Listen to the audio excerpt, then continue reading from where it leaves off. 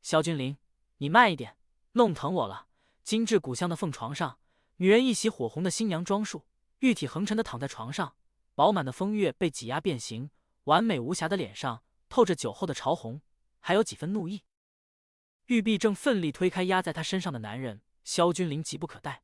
毕竟这女人实在太漂亮，比前世屏幕里看到的所有女明星都漂亮，而且还是自己的妻子。上辈子他打仗戎马一生，连小日子他都炸了，现在穿越成镇北王世子，就跟大夏第一美人大婚洞房，他尽兴一点怎么了？只是他纳闷，苏婵静刚刚到现在都很抗拒，难不成这个新婚妻子喜欢玩欲擒故纵 play 娘子？以后为夫会好好待你的。萧君临一脸真诚，毕竟有这么漂亮的老婆，自己也要当专一的丈夫，好好的对待她。可正当萧君临温柔的准备亲吻苏婵静时，苏婵静眼神中的怒火终于压制不住，用力一脚直接踢向萧君临子孙后代。萧君临特种兵王的反应力还在，淡定躲开了这一脚，但也让苏婵静挣脱他起身了，紧接着便是一道责骂：萧君临，本小姐与你说过了，你我是行婚。萧君临傻眼了，行婚？行婚？你要我100万两彩礼？我身为国公府独生女，大夏燕甲，100万彩礼有何问题？苏婵静的俏脸逐渐恢复清朗，像看垃圾一样看着萧君临。况且我本就并非自愿嫁你，你也配不上我。萧君临，你且听着，我要与你约法3章：第一，不准碰我；第二，不准逼我；第三，不准爱我；第三是不准伤害江战哥哥。苏婵静说话时双手交叉，2颗大雷挂在手臂上都快掉下来，全程俯视萧君临。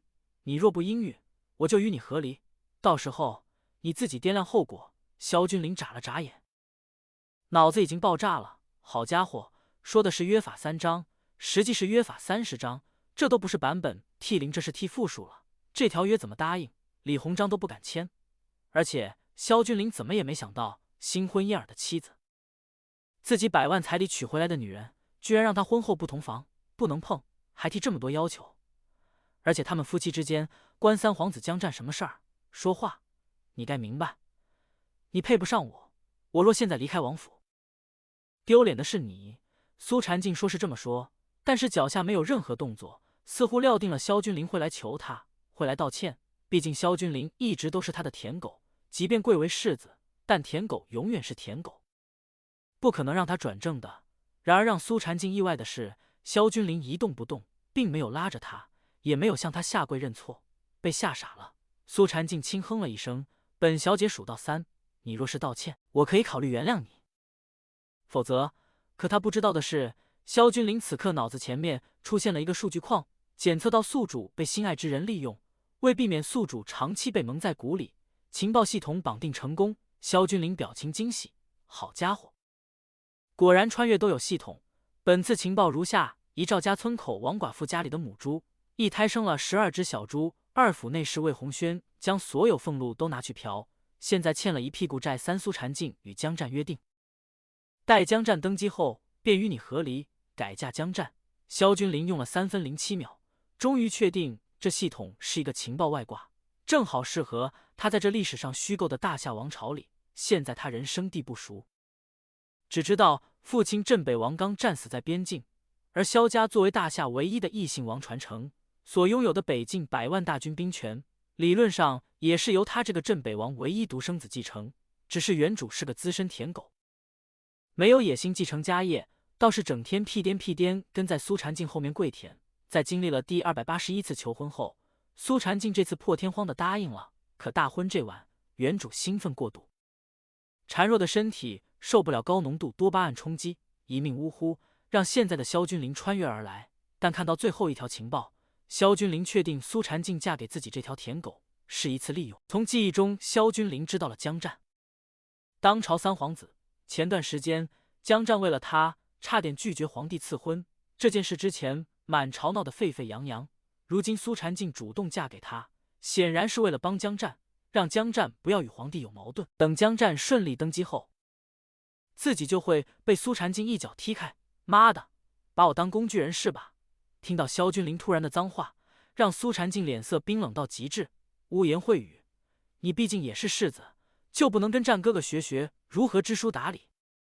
学学如何有一个男人应有的气度。萧君玲冷眼看着他，滚！萧君玲，你说什么？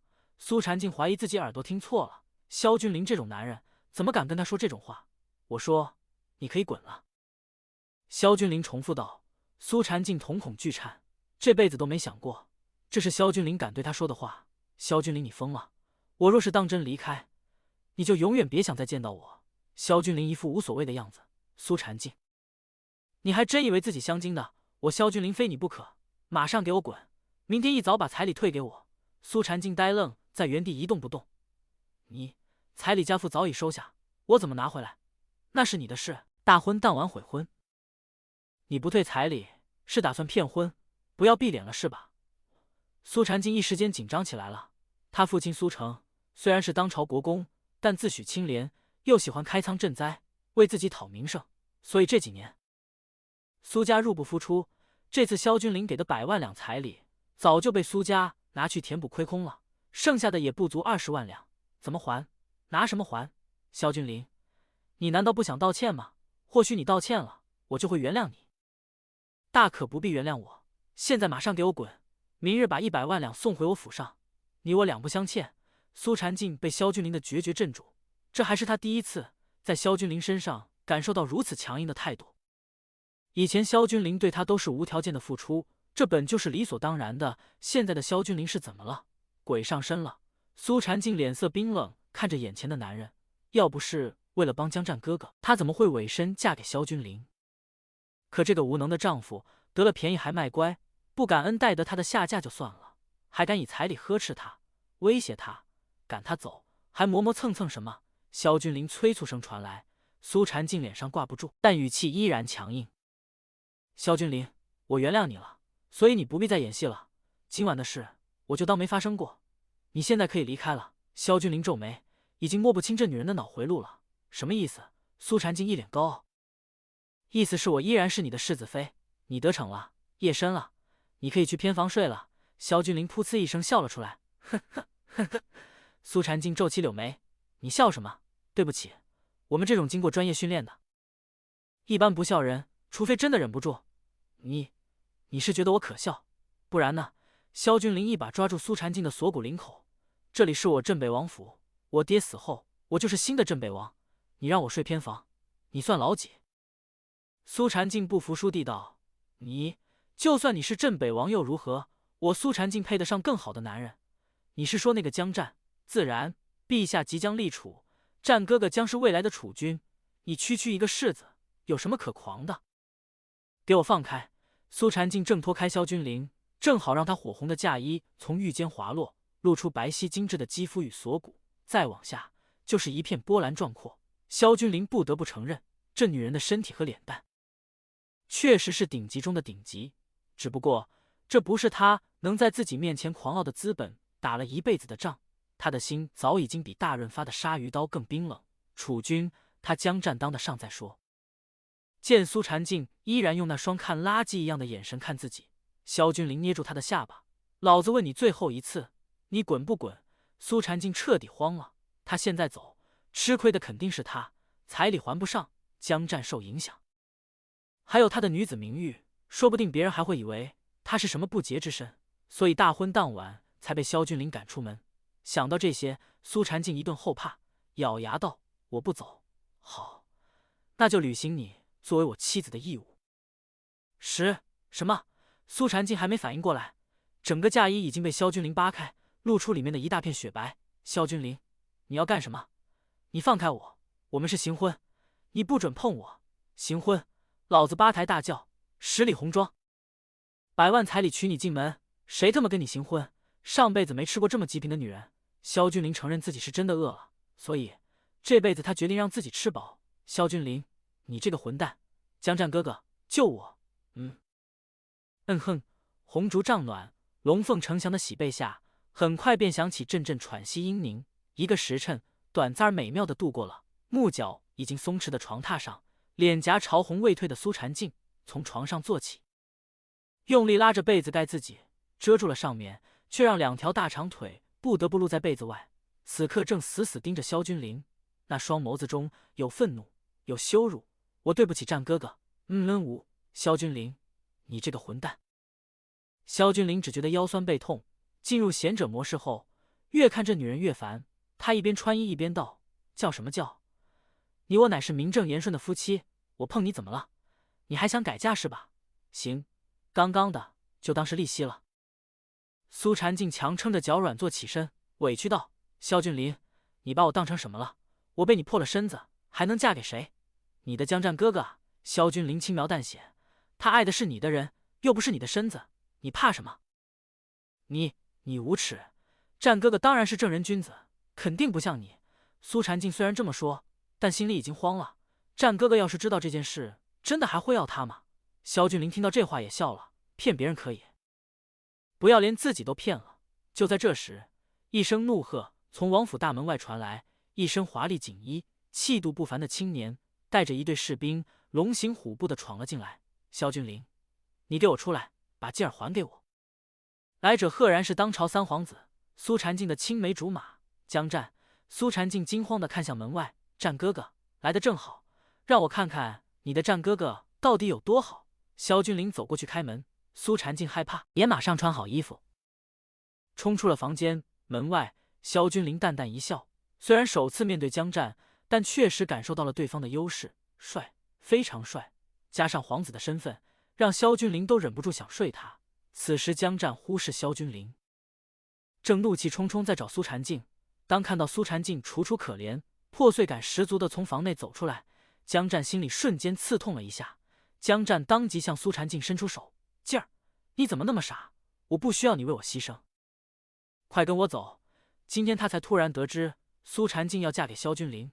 奇怪的是，父皇竟然允许萧君临在镇北王头七期间娶妻，简直是纵容萧君临这废物至极，巴不得这世子多做荒唐的事。好众叛亲离，死无全尸，可萧君临死不死他不在乎，他在乎的是自己心爱的女人，为了不让他为难，居然委屈下嫁，成了别人的妻子。想到这，江战男子气概上头，一刻也等不了，上前准备直接拉走苏禅静。萧君临负手而立，一把拍开江战的手，冷声道：“三皇子好大的威风，大晚上不请自来，还要带走我这刚过门的世子妃，是当我镇北王府无人吗？”江战眼神凌厉，以前他根本没把萧君临放在眼里，没想到这厮取了劲儿，连气质都变了，敢这么跟他说话，真当自己是劲儿的丈夫了。萧君临，什么狗屁世子妃，你也配得上劲儿为妻？劲儿，跟我走，配不配得上，恐怕你没资格评价。我倒是想问问你，今晚你是以什么身份来我王府的？萧君临挡在江战和苏禅静中间，慢悠悠道：“是以三皇子身份，还是以惦记我夫人的登徒浪子？”这话一出，王府内出来吃瓜的下人顿时炸开了锅，窃窃私语起来。江战的脸一下就黑了，他没想到萧君临这么卑鄙，登徒子这词要是传出去，他皇子的脸往哪搁？本皇子与劲儿青梅竹马，我看不下去他跳进火坑不行。还有萧君临，你爹镇北王在世，手握100万北境雄师，朝野上下自然无人敢不敬，但你爹已经死了，你算个什么东西，还敢在我面前狐假虎威？有意思。萧君临神色冰冷下来，我萧家6代忠烈，家父镇北王为国捐躯，头七都没过，你身为皇子，不但没来吊唁，反而踩到我镇北王府的门上，对我这个忠烈之后指手画脚。今日你只是皇子尚且如此，他日你要是成了皇帝，岂不是要对我萧家直接开杀？还是说，江战，你已经把自己当做皇帝了？一字一句，气势如虹，连绵不绝，扑向江战。江战与苏禅静同时心惊，周围的议论声更大，一道道目光都落在江战身上。你别血口喷人！江战心虚辩解：“我是来找劲儿的，与你镇北王府有何关系？那你更是丢了皇室的脸。”萧君临嗤笑一声：“我们夫妻俩关起门来打打闹闹是情趣，你一个外人，还是个皇子，不避嫌也就罢了，跑来掺和我们夫妻俩之间的打情骂俏，你知不知道？你代表的是整个江氏皇族的脸。”萧君临、江战被对的反驳不了话，一张脸涨成通红。见鬼了！今天这萧君临的口才怎么变得这么好？算了，懒得跟这种废物扯淡。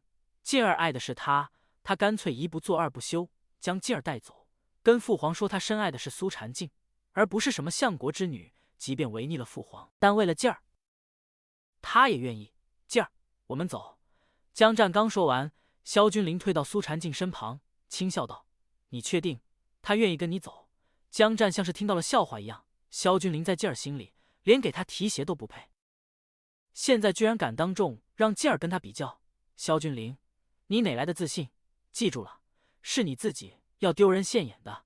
江战温柔且期待的看苏婵静，静儿，告诉他，你愿意留在这，还是跟我走？江战一脸笃定，毫无疑问，苏婵静一定会选他。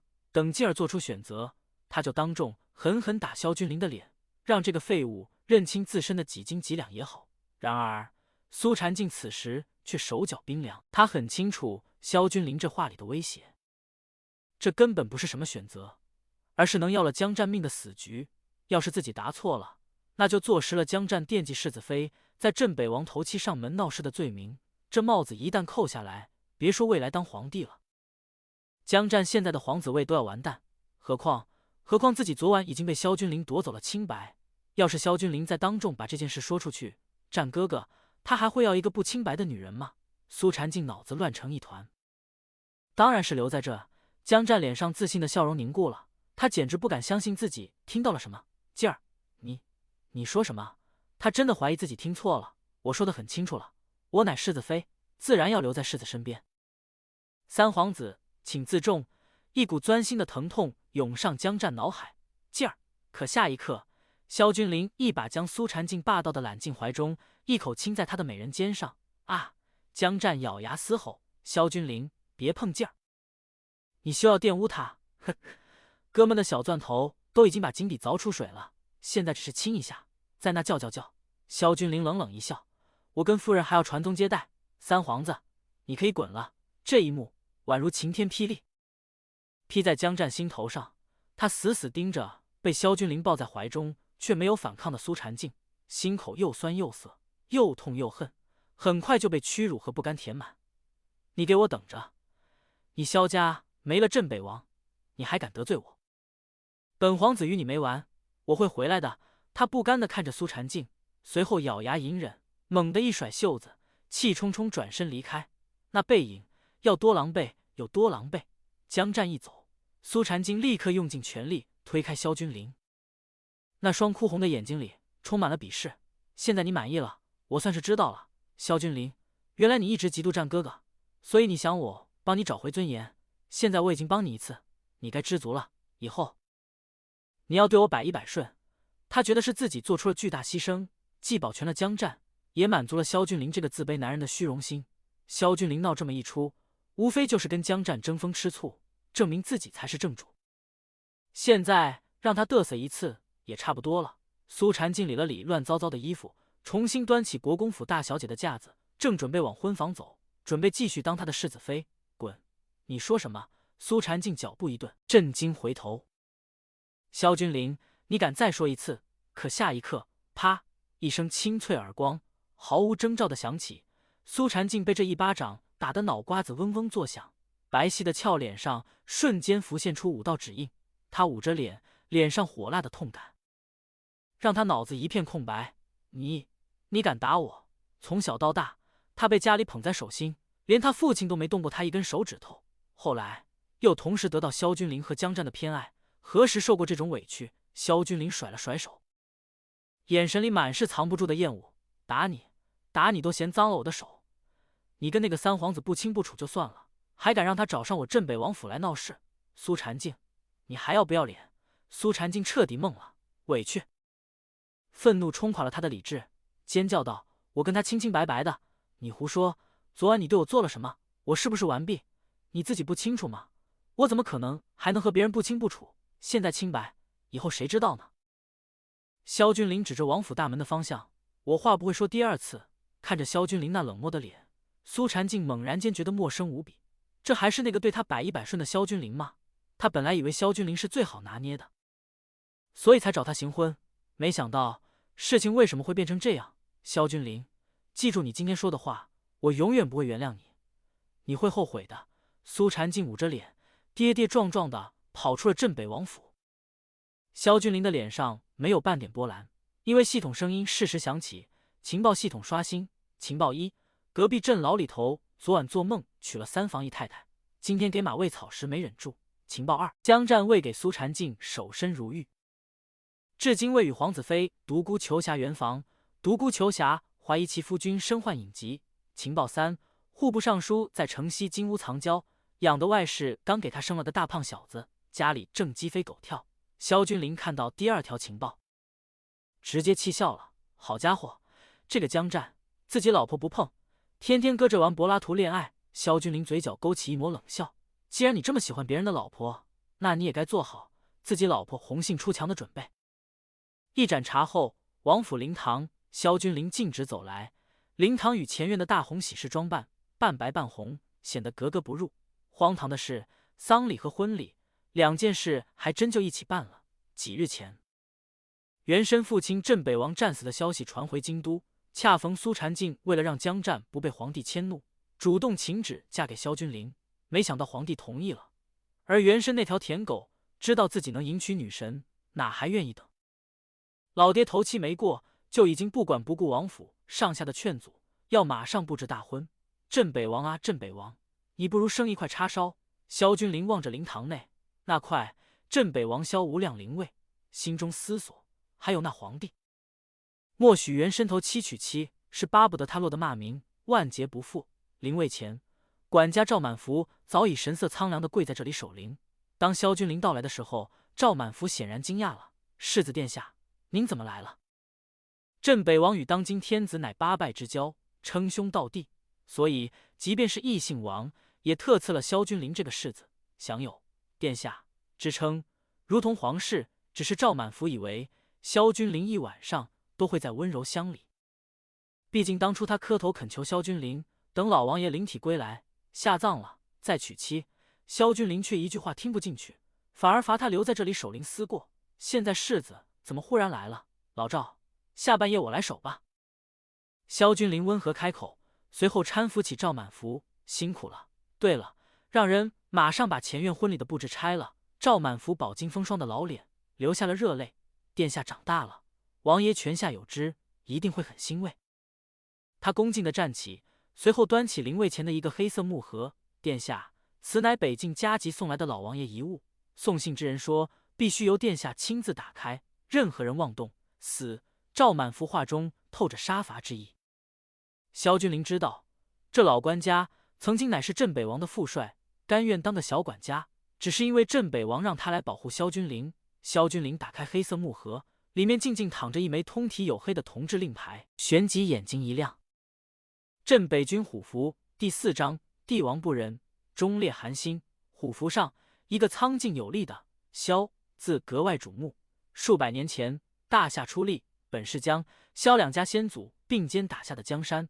萧家先祖功高盖世，却不忍再有内战，于是主动退出地位之争，只求永镇北境，抵御外敌。作为交换，江家先祖立下血誓祖训：普天之下，莫非王土，唯有北境，永属萧家。从此北境100万镇北军。听令不听诏，有这虎符，等于有了北境100万大军的控制权。但匹夫无罪，怀璧其罪。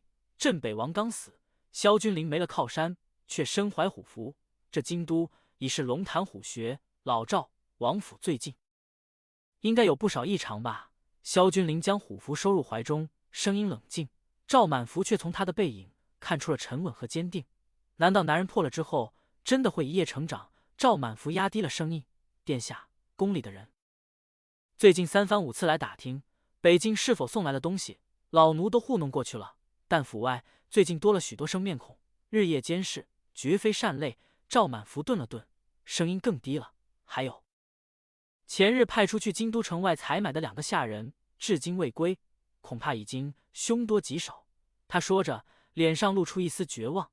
今天宫里传下口谕，说老王爷刚死，殿下又是新婚，为保殿下安全，免遭敌国暗杀，命您留在京都，日夜陪伴夫人，不得擅离半步。萧君临听完，不由一声讥笑。也就是说，我萧家任何人都出不去京都了。看来龙以上的那位想收回兵权了。萧君临看着镇北王灵位，他前世经历过战火连天，自然清楚镇北王府之所以能屹立不倒，甚至让皇帝都不得不忌惮，靠的就是这100万北境铁军。大夏王朝坐南朝北，北方接壤诸多国家，其中又以韩桑等国虎视眈眈，一直想瓜分大夏。若不是有镇北军坐镇，大夏势必被战火困扰。如今北境安定了多年，皇帝估计是觉得自己能行了，又担心萧家功高震主，所以想要收回兵权。但对萧家而言，没了镇北王，再没了兵权，那就彻底失去了利用价值。自古共患难易，共富贵难，到时候萧家恐怕就是任皇帝宰割的鱼肉。我这忠烈老爹战死沙场，尸骨未寒，皇帝不思报仇，反而想先架空我萧家。他要么是蠢，要么是坏，这样的君主，我萧君临不忠也罢。萧君临的眼神变得无比锐利，现在要做的是如何活着离开京都这个牢笼。直接冲出去是不可能的，反而会被冠上抗旨的罪名，到时候他被全国通缉，还会连累镇北军和萧家。从忠烈变成叛国罪人，我要名正言顺去北境。萧君临将虎符贴身保管，本想将木盒关上，却看到底部还有一个夹层，里面赫然是一本秘籍。翻开后，萧君临眼睛一亮，这竟然是萧家祖传的《大道藏天经》。萧君临没急着看秘籍，而是支开赵满符。老赵，彻查府中上下，如果发现有外来的眼珠子，带过来。明白。赵满符泪眼婆娑地离开。殿下没有沉迷温柔乡，实在太好了。老赵离开后，萧君临就地打坐，翻开手里的《大道藏天经》。镇北王能叱咤战场，除了靠兵法和北境大军外，本身的武道战力也是大夏巅峰。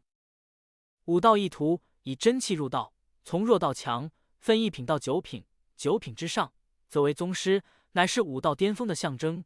宗师又分3类，主修内功，内力浩瀚不绝的称为元鼎，主修外功。铜皮铁骨刀枪不入的称为金刚，主修兵器，以刀枪棍棒剑问鼎武道，称为通玄。当然，3种修行方向相辅相成，并非会了一种，其他2种就一窍不通。比如通玄宗师，往往也有深厚的内功与外功，只是他最强的是兵器而已。而镇北王便是元鼎宗师，一身顶级内功，就是靠这本《大道藏天经》练成的。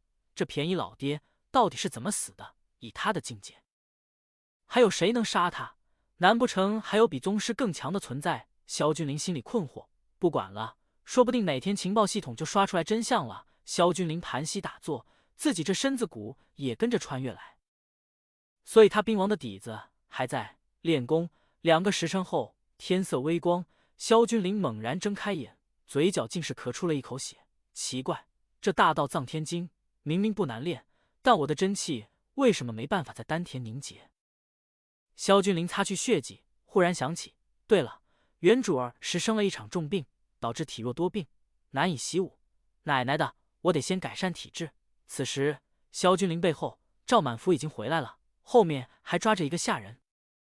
萧君临停止修炼起身，下人满脸惊恐，看到萧君临的瞬间就跪在地上：“世子殿下，不是我啊，我没有出卖王府。”赵满符拱手，正准备说话，萧君临抬手阻止了他，随后自己蹲在下人面前，或许真有误会，别紧张，先起来说话。将下人搀扶起来后，萧君临微笑问道：“本世子并非嗜杀之人，这样吧，你只要说出是宫内哪位让你监视我王府的，我就给你1000两。不过你拿了钱可要离开京都，免得被他们寻仇。”说着，萧君临从怀里掏出了一沓银票，下人接过后，眼珠子一亮：“殿下，这……”他心里乐开了花，这世子真是败家子，若不是镇北王的儿子，恐怕早就败光家产了。下人满脸诚恳，向萧君临低声：“是宫里的人，陛下身边的太监总管陈静，他让小的监视王府的一切，特别是北境送来的东西。另外，三皇子殿下也给了小的钱，让小的把同样的情报也分享给他一份，顺便，嘿嘿，看看世子夫人有没有委身殿下，又是江战，还有他背后的皇帝。”萧君临双眼一凝，笑道：“哦，那你怎么说？”下人将银票收进怀里，小的只说了北境的事，至于世子与夫人今晚的，嘿嘿，小的还没说，殿下放心，小的再也不会说了。下人说完，随即拱手，小的已经知无不言。这就离开京都，殿下告辞。好，路上小心。萧君临微笑，给了赵满福一个眼色。此时下人正转身往王府大门快步离去。赵满福收到命令，当即一掌轰出，强横的掌力破空而去，隔着接近10米，却瞬间将下人炸成了一团血雾。随后赵满福欣慰地看向萧君临，老奴已经查到了罪证，却没想到殿下竟然能直接让他认罪。萧君临挑了挑眉，老赵呀，你把我的银票也打碎了，从你俸禄里扣。这赵满福整个人都不好了，连忙去下人的尸体周围找银票碎片。此时门外又有人进来请示：世子殿下昨晚大婚，夫人带来的100多名下人现在还在府内等候分配住所，100多人。苏禅静那八婆当我开善堂的。萧君临挥了挥手，让他们滚。赵满福捡着银票碎片，一边道：殿下，那夫人那边需要老奴去交代一番吗？他印象中的萧君临是非常尊重苏禅静的，所以担心萧君临一时冲动得罪了苏禅静，这里我做主用不着经过他同意。萧君临问道：对了，老赵，你武功不低，我想问你一件事，殿下请说。如果我想要练武，要怎么改善体质？练武？赵满福纳闷，殿下身子骨弱，老奴以前让您练武，您不是不乐意吗？难不成是昨晚表现不好，被世子妃嫌弃了？现在想进步了？你眼神这么无良，在想什么呢？萧君临拍了下赵满福脑袋，到底怎么改善体质？赶紧给我想办法。赵满福摇头，难，殿下的身子骨老奴是知道的，即便是用上好的药材长期浸泡，也无力回天。老奴奇怪的是，殿下儿时到底得的是什么病？萧君临傻眼了，那老子岂不是废了？药材没用，那有没有什么功法？功法？赵满福好像想起了什么，猛地一拍大腿，倒是想起个事，国公府就是世子妃的娘家，听说有一本叫《太初洗髓经》的内功心法，据说这经书是先帝赏给苏家祖宗的，有重塑经络、脱胎换骨的奇效。要是能拿到这本经书，殿下或许能练武。萧君临眼睛一亮，这东西来得太及时了。苏城只有一个女儿，这么宝贝的东西，肯定是传给苏禅静了吧？会不会跟着她的嫁妆一起送到王府来了？提到嫁妆，赵满福的脸色一下变得很古怪。殿下，世子夫人她没嫁妆，你不是知道吗？萧君临脸上的笑容僵住。好家伙，彩礼收了100万两，嫁女儿连个屁的嫁妆都不出，这苏家从老到小是铁了心把她当冤大头，只想吸她的血。这事儿没完，既然练不了武功，那就先把贱人收拾了。萧君临下令道：老赵，让苏家那群吃白食的带句话回去给苏禅静和他爹，另外帮我拟个奏折送去给皇帝，问问他怎么教儿子的。第5章反击。与此同时，苏禅静坐在桌边哭得梨花带雨。国公苏成背着手来回踱步，脸色阴沉，岂有此理？那萧君临居然敢凶你！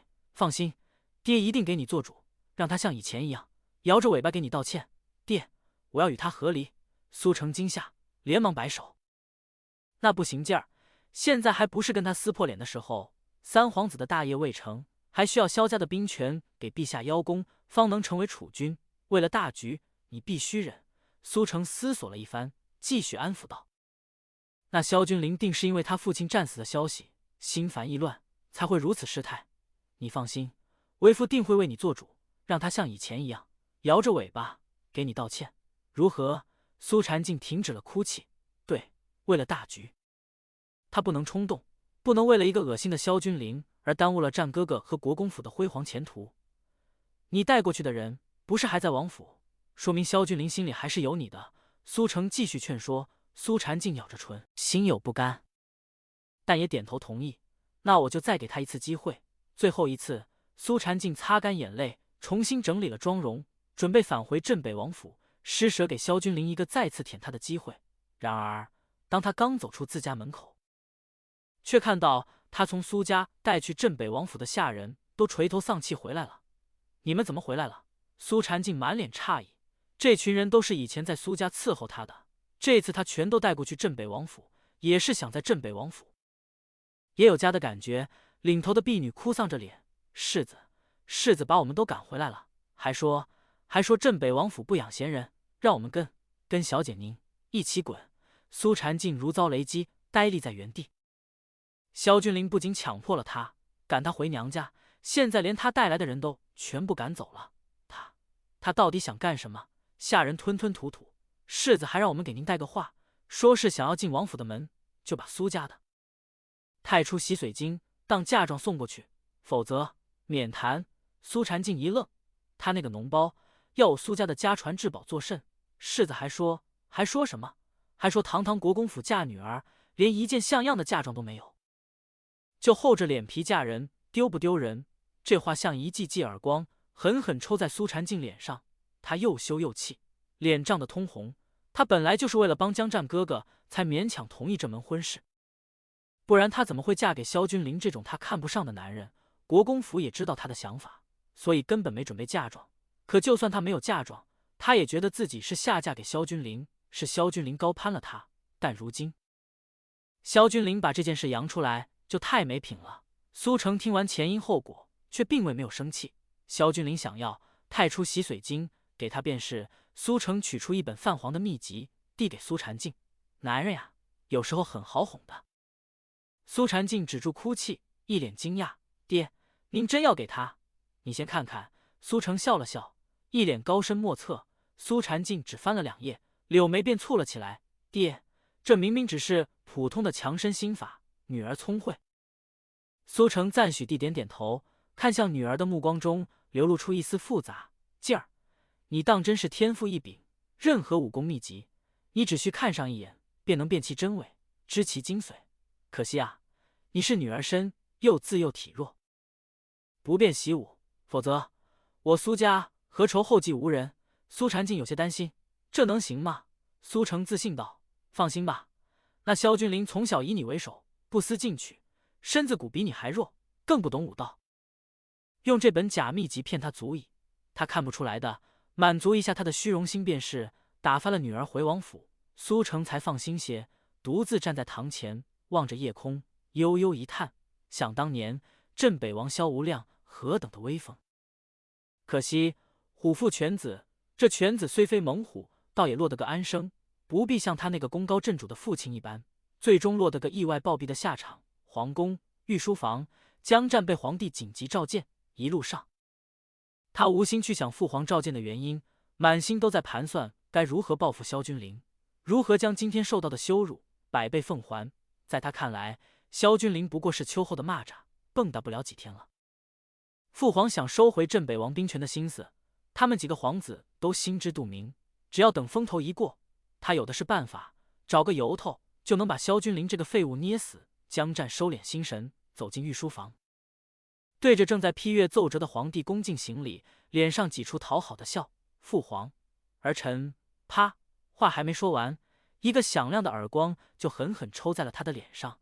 江战当场就被打懵了，捂着脸，难以置信地看着自己的父皇。皇帝江前渊放下手，掌中真气涌动，方才隔空一巴掌后，依然怒火难消。他抓起桌上一本奏折，砸在江战的脸上：“你这个逆子，看看你干的好事！”江战捡起奏折，只看了一眼，脸色就白了下来：“萧君临，又是你！今日一早，萧君临的奏折就送到了朕的案头，说你在他父亲头七没过的时候上门滋事，搅得镇北王泉下难安。他这个做儿子的悲愤交加，也想跟着他爹一起去了。”江战连忙跪下，急声反驳：“父皇，儿臣冤枉，是萧君临他血口喷人，儿臣只是……”啪！又是一个耳光，比刚才更重，还敢狡辩！朕已经派人去查过，你带人闯进镇北王府，是不是事实？你对萧君临指手画脚，是不是事实？江战被问得哑口无言，冷汗直流，滚去偏殿，给朕罚抄《静心经》100遍，抄不完不许睡觉。江前渊一声怒喝，江战再也不敢多言，只能满脸委屈，灰溜溜退了出去。